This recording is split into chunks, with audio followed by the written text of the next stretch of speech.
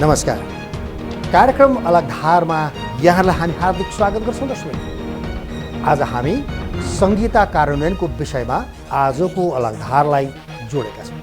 त लागौँ आजको प्रस्तुतितर्फ।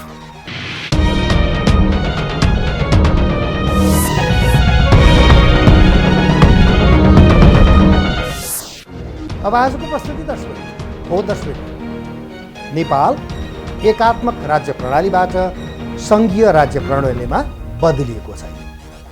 हामी सङ्घीयताको अभ्यास गरिरहेका छौँ। अहिले गत वर्ष 3 तहको निर्वाचनसँगै सङ्घीयता कार्यान्वयनमा आएको हो दर्शक। एकात्मक शासनमा व्यवस्थाले देशमा विकास भएन, जनताको अधिकार कुण्ठित भयो, स्वतन्त्रता भएन अनि राज्य सञ्चालनमा जनभावना समेटिएन भयो।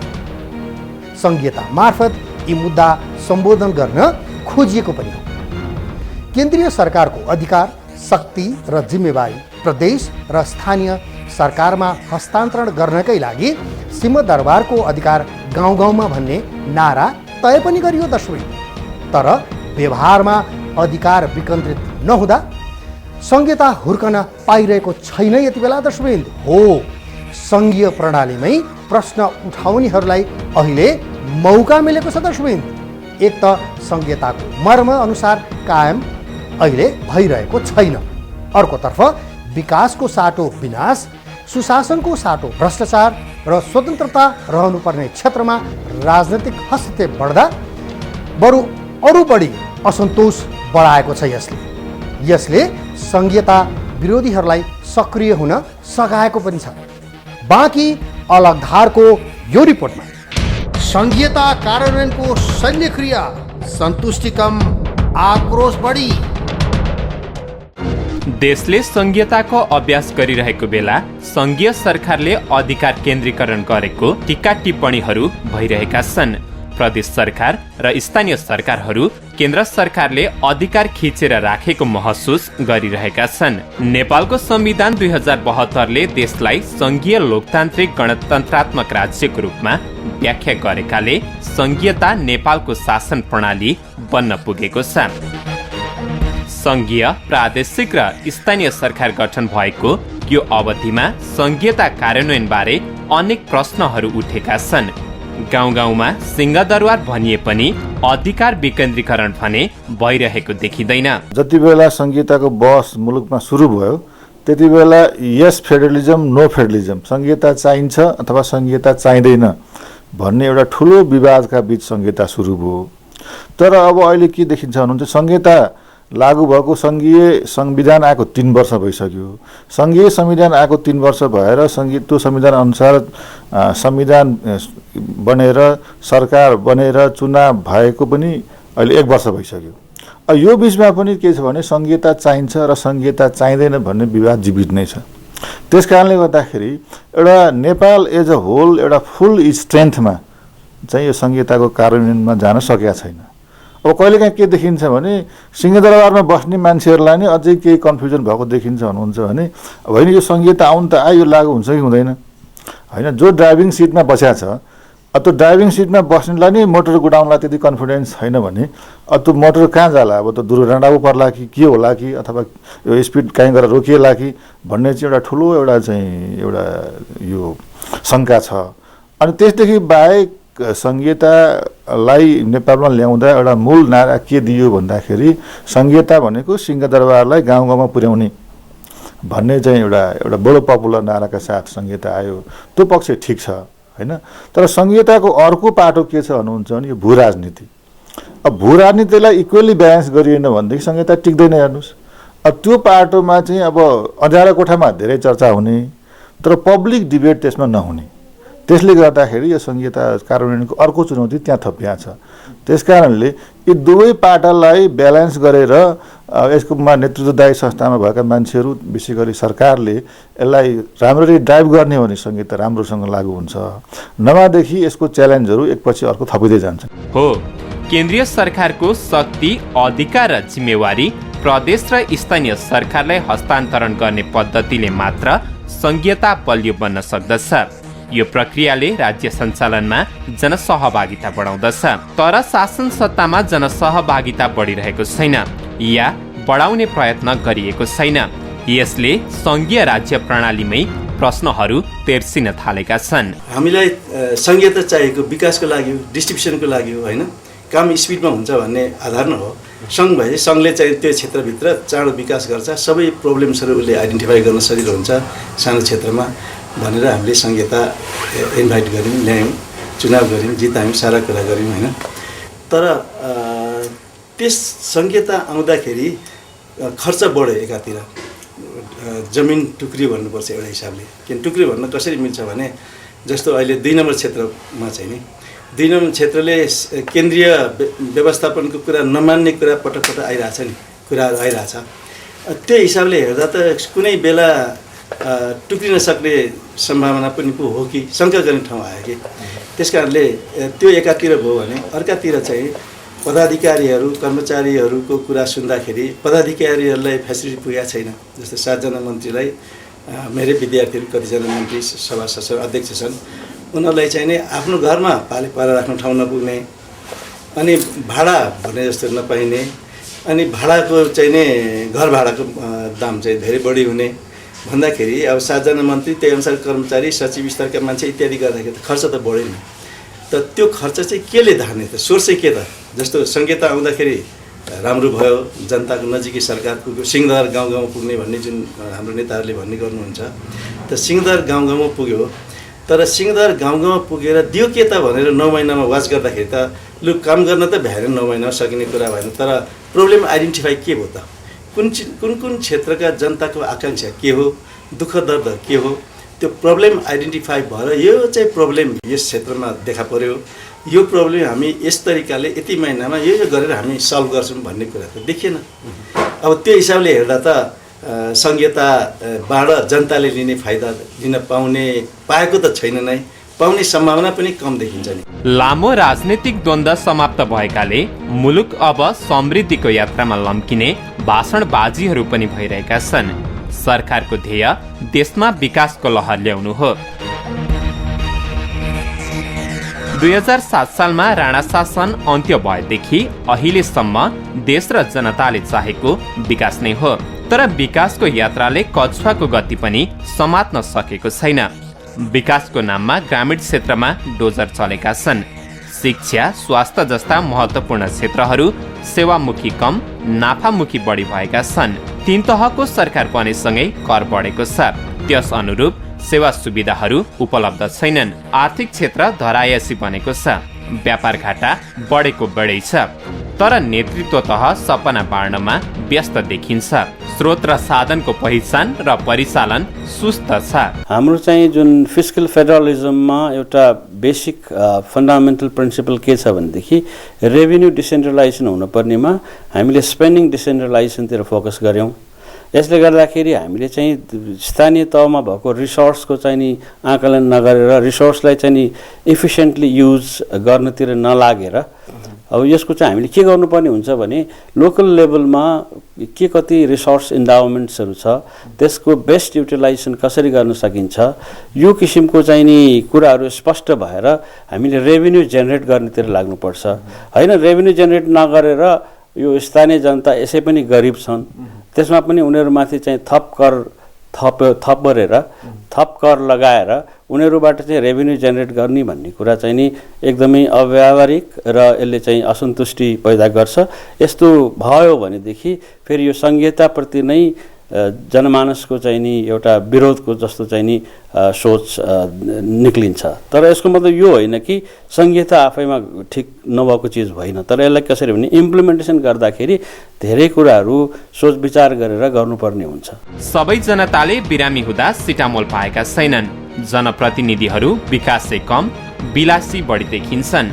राष्ट्रपतिलाई 18 करोडको गाडीदेखि 1.5 अर्बको हेलिकप्टर खरिदमा जोड दिइन्छ, तर हरेक नेपालीले आवश्यक पर्दा सिटामोल पाउने वातावरण भने बनाइएको छैन।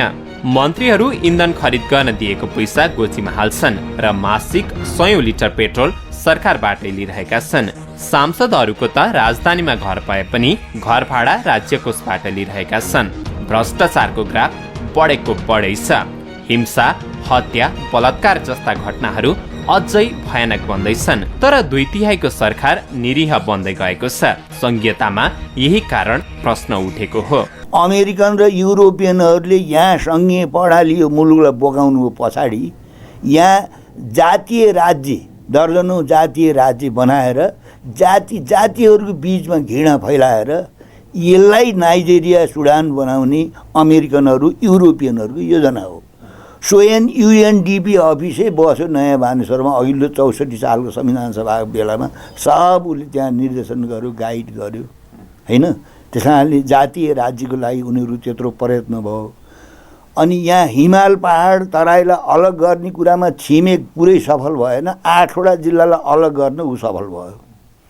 र अब अघिल्लो 4 वर्षमा संविधान सभा नबनिकन संविधान सभा विघटन भयो।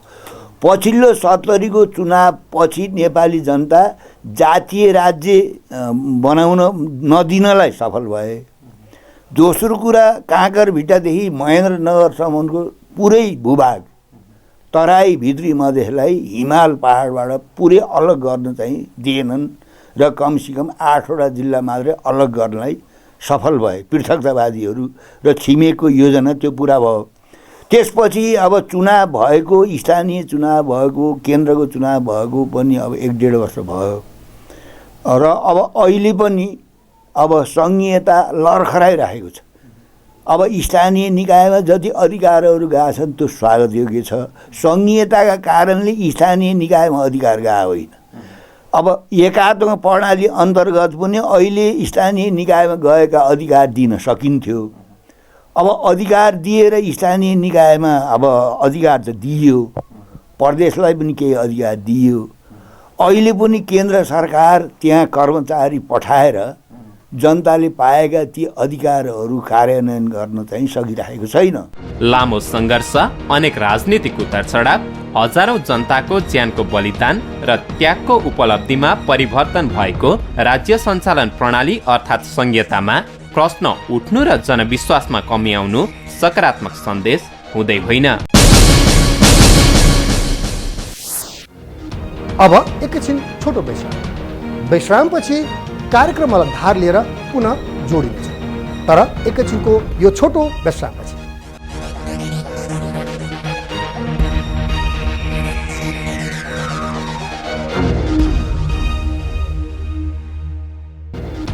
विश्रामपछि कार्यक्रमलाई धारमा यहाँलाई हामी हार्दिक स्वागत गर्छौँ। दर्शक, संघीयता खर्चिलो व्यवस्था। घर दैलोमा सेवा प्रवाह गर्न खर्च अवश्य बढ्छ नै दर्शक।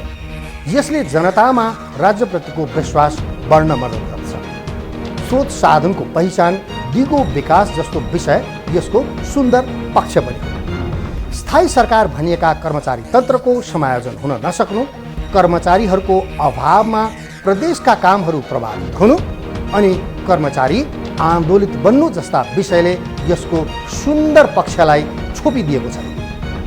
अनि सङ्घीय सरकार बन्ने बित्तिकै कायापलट हुन्छ भनेर सरकारले जनभावनामा खेलिदिँदा जनताले यसको परिणाम खोजेका हुन्। दर्शक, संविधान अनुसार प्रदेश बीचको सम्बन्ध कायम गर्न अनि बनाउन मिल्ने अन्तर प्रदेश परिषदको बैठकमा ढिलाइ गर्नु, स्वायत्त प्रदेशमा केन्द्र सरकारको हस्तक्षेप बढ्नु, आफू अनुकूल कानुन बनाउने वातावरण तयार नबन्नु जस्ता कारणले प्रदेश हात बाँधेर बस्नुपर्ने बाध्यता अहिले परेको छ। यसको तत्काल समाधान नगर्ने हो भने संहिताको भविष्य अनिश्चित हुने सुनिश्चित छ। दर्शक, बाँकी अलग धारको यो रिपोर्ट। प्रदेशप्रति संघीय सरकार अनुदार, कर्मचारी तन्त्र पनि असहयोगी। कुनै पनि प्रक्रिया आफैमा राम्रो या नराम्रो हुँदैन, त्यो प्रक्रियालाई राम्रो नराम्रो बनाउने राज्य सञ्चालनमा रहेकाहरूले हो। संघीयतामा विभिन्न तहका सरकारहरू स्वायत्त हुन्छन्। एकात्मक राज्य व्यवस्थामा जस्तो केन्द्रीय सरकार बलियो हुने होइन। तर हामी यो सिद्धान्तमा टिकिरहेका छैनौँ। प्रदेश सरकारको अधिकारमा संघीय सरकार हाबी छ। प्रदेश र स्थानीय तह सञ्चालनका लागि कानुन दिएको छैन। 2 नम्बर प्रदेशले बनाउन लागेको प्रहरी ऐनमा केन्द्रीय सरकारको हस्तक्षेपलाई उदाहरणको रूपमा लिन सकिन्छ। समस्या एकमाथि अर्को थपिँदो छ। तपाईँले भन्नुभयो अब कानुन बनाएको छैन, माथिको अधिकार तल गएको छैन, त्यति मात्रै होइन, त्यसमा अर्को चाहिँ थप तपाईँलाई म के भन्छु भने अहिले स्थानीय तहमा प्रोभिन्सियल तहमा चाहिँ नि अब बजेट भएन, पैसा भएन भन्ने कुरा छ। तर अर्को तथ्य तपाईँलाई रिमाइन्ड गराउँ, जति बजेट स्थानीय तहमा गएको छ त्यो गएको बजेटको पनि अहिलेसम्म लगभग 6% मात्रै खर्च भएको छ। क्यापासिटी टु स्पेन्ड, एउटा खर्च गर्ने क्षमता पनि स्थानीय तहमा विकास गर्नु पर्यो। अनि एउटा इन्टरप्राइजिङ स्टेट भन्छ नि, एउटा उद्यमशीलता चाहिँ नि स्थानीय सरकारहरूले, प्रोभिन्सियल सरकारहरूले विकास गर्नु पर्यो, त्यो पाटो उनीहरूको छ भनेदेखि अब केन्द्रीयमा चाहिँ के छ भन्नुहुन्छ नि, एउटा चाहिँ नि परम्परागत सोच र अधिकार तल जान नदिने एउटा चाहिँ नि हाम्रो एउटा स्ट्रक्चर नै त्यस्तो छ। एउटा इनर्जी अफ इनर्सिया भन्छ नि, यो त न्युटनको एउटा साइन्टिफिक ल नै हो, इनर्जी अफ इनर्सिया।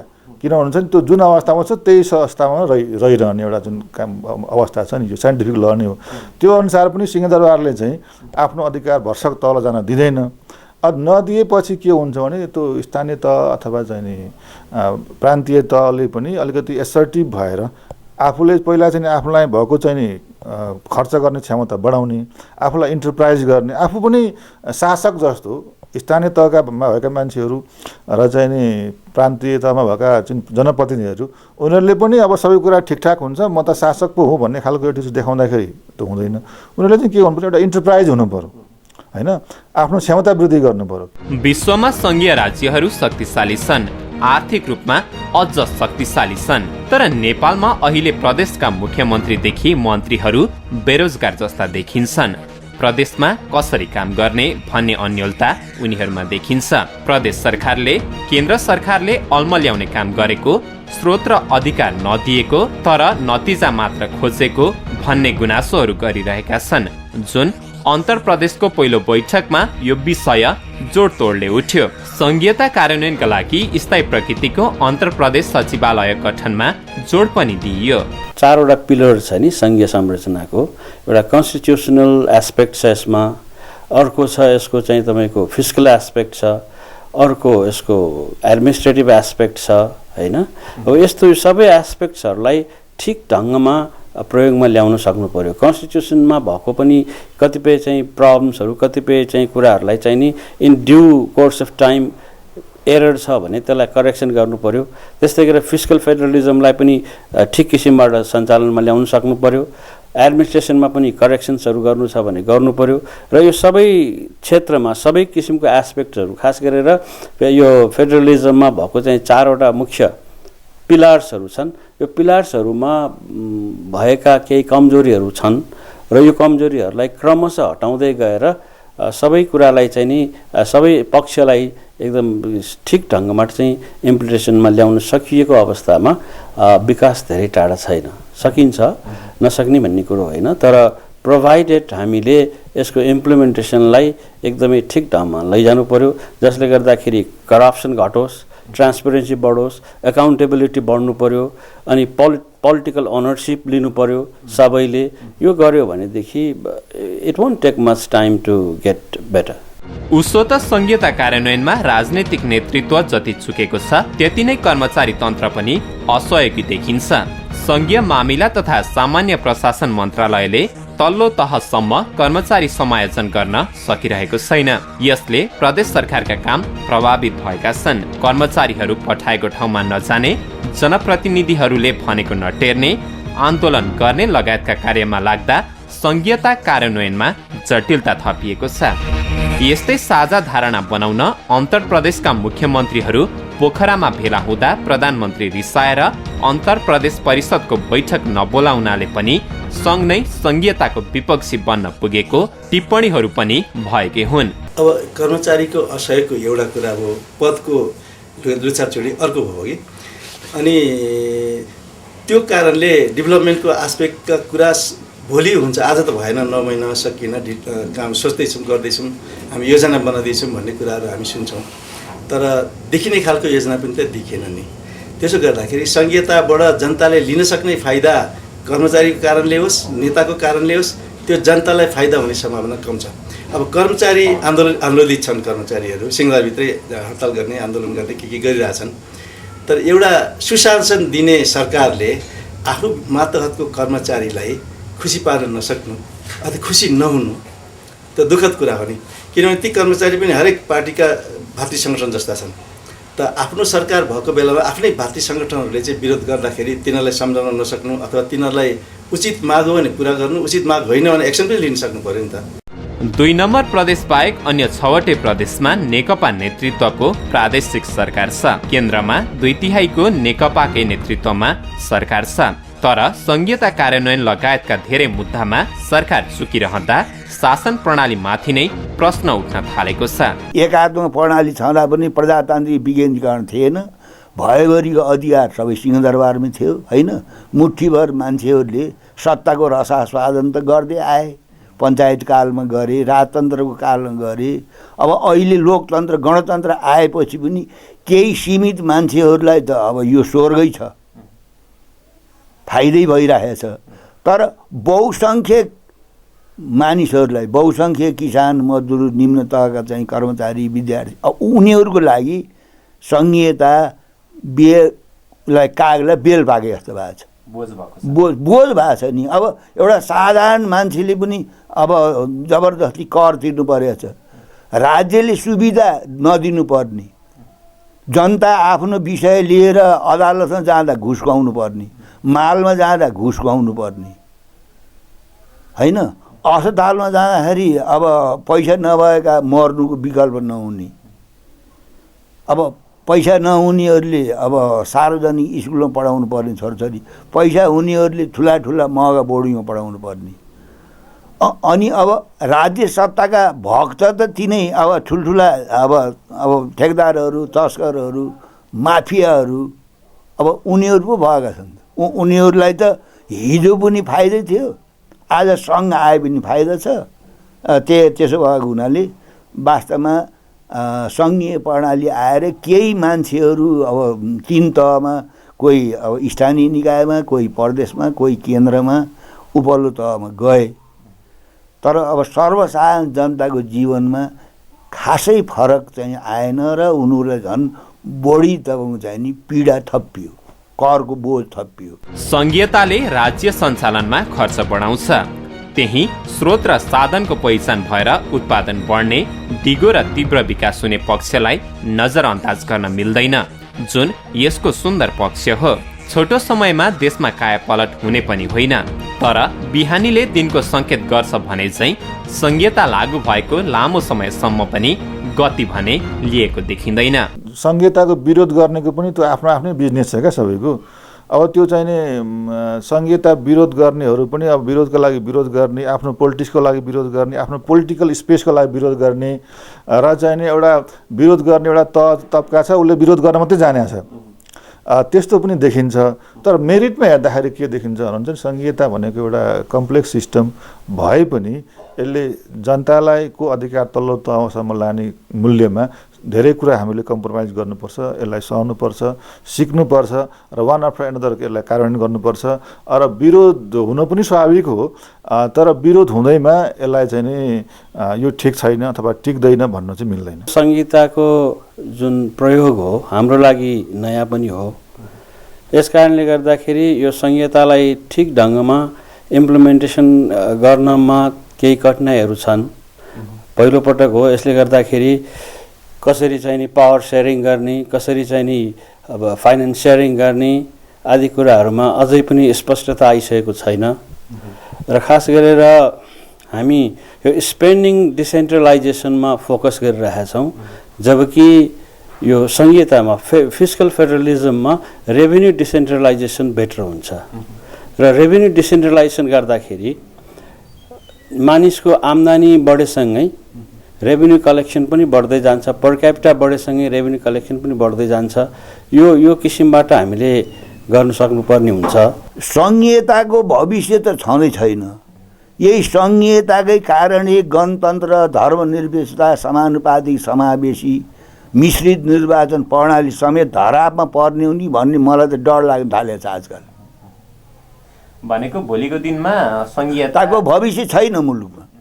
नेपाली जनताले नेपाल राख्ने हो भने संघीयता खारेज गर्नुकै विकल्प छैन, संघीयता खारेज गर्नुपर्छ। अब पनि संघीयताको मर्म र भावना अनुसार कानुनहरू नबनाउने, अधिकारको विकेन्द्रीकरण नगर्ने र समन्वयात्मक रूपमा कार्य नगर्ने हो भने संघीयता विरोधीले टाउको उठाउने खतरा रहन्छ। यो विषयमा राज्य सञ्चालकहरू सचेत रहन जरुरी छ। हो दर्शक, मुलुकमा सङ्घीय शासन व्यवस्था सहजै लागू भएको होइन दर्शक। जनआन्दोलनको उपज हो यो सङ्घीयता। यही कारण सङ्घीयता प्रति जनआकर्षण देखिएको छ। तर यसलाई व्यवस्थापन गर्न सकिएन भने आशा निराशामा बदलिन सक्छ दर्शक। तसर्थ राज्य सञ्चालकहरूले आफूलाई विलासी साधन खोज्नुको साटो हरेक नेपालीले आवश्यक पर्दा सहजै सिटामोल पाउने परिस्थिति निर्माण गरून्। शक्तिको विकेन्द्रीकरण गरून्। संघीयता कार्यान्वयनका लागि आवश्यक कानुन तत्काल निर्माण गरून् र समन्वयात्मक ढङ्गले कामहरू अगाडि बढाउन्। संघीयता जोगिने र जोगाउने उपाय पनि यही हो दर्शक। यो थियो आजको अलग धारको विशेष प्रस्तुति, जसलाई हाम्रा सहकर्मी रोमन आचार्यले तयार पारेका हुन्। यदि अलग धारलाई कुनै नयाँ सूचना, घटना, रोचक तथ्यहरू छन्, जानकारीहरू छन् भने यहाँहरूलाई हामीलाई दिन सक्नुहुन्छ। त्यसका लागि 4006536 छ हाम्रो कार्यालयको टेलिफोन नम्बर, जसमा यहाँहरूले कार्यालय समयमा बिदाको दिन बाहेक सम्पर्क गर्न सक्नुहुन्छ। यदि मोबाइलमा कुनै पनि बेला हामीलाई जानकारी दिन सक्नुहुन्छ, 9802002006 नम्बरको मोबाइल फोन। यदि यहाँहरू हामीलाई इमेल गर्न चाहनुहुन्छ भने हाम्रो इमेल एड्रेस हो alagdhar@gmail.com। यहाँहरूले हामीलाई ट्विटर र फेसबुकमा पनि फलो र लगअन गरेर हेर्न सक्नुहुन्छ। हस्त आजको अलग धारको प्रस्तुति यति। अलग धारको सम्पूर्णलाई बिदा दिनुहोस्। नमस्कार।